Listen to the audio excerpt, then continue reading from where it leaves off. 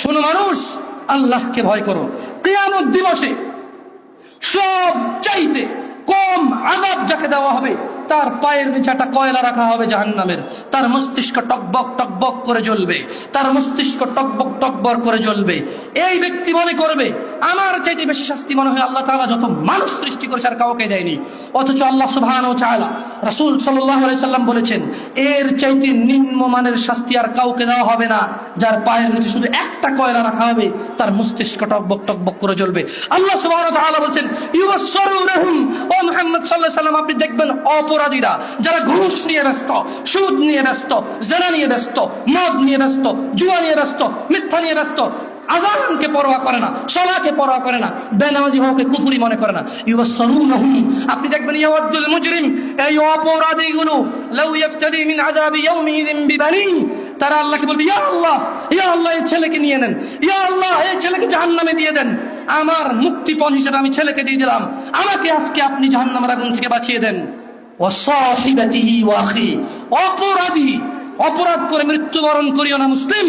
এই জন্য আমি বক্তব্যের শুরুতে বলেছিলাম, ওয়ালা তামুতুন্না ইল্লা ওয়া আনতুম মুসলিমুন, মুসলমান হওয়া ছাড়া মরিও না, খবরদার মুসলমান হওয়া ছাড়া মরিও না। মুসলমান হওয়া ছাড়া মরলে বড় বিপদ আছে, মুসলমান হওয়া ছাড়া মরলে বড় বিপদ আছে। ইউবাশশিরুনহুম ইয়াওয়াদুল মুজরিমুনা ইয়াফতাদি মিন আযাবি ইয়াউমিযিন বিবানি, সেদিন অপরাধী আল্লাহকে মুক্তিপণ হিসেবে দিতে চাইবে তার ছেলেকে, এত আদরের ছেলে, যার জন্য এত আয়োজন, যার আকিকায় 10টা গরু জবে হয়, যার জন্মদিনে সিনেমার নায়ক নায়িকা এসে অংশগ্রহণ করে, যার জন্মদিনে কোনো মসজিদ মাদ্রাসায় সে দান করে, যে খুন করে আসলে সে বলে আমার ছেলে নির্দোষ, সবচেয়ে বড় উকিলকে হায়ার করে।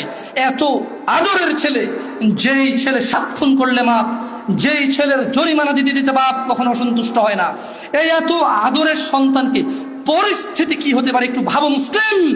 মা নিজের মেয়েকে এভাবে ব্যবহার ছেড়ে দেবেন না।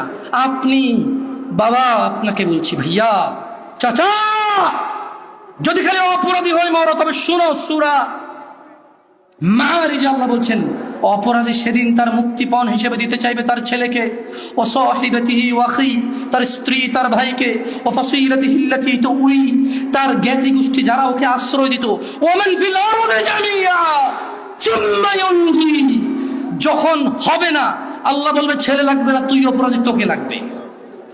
স্ত্রী আর ভাই দিয়ে আল্লাহ বলবে হবে না, তুই অপরাধী, তোকে লাগবে।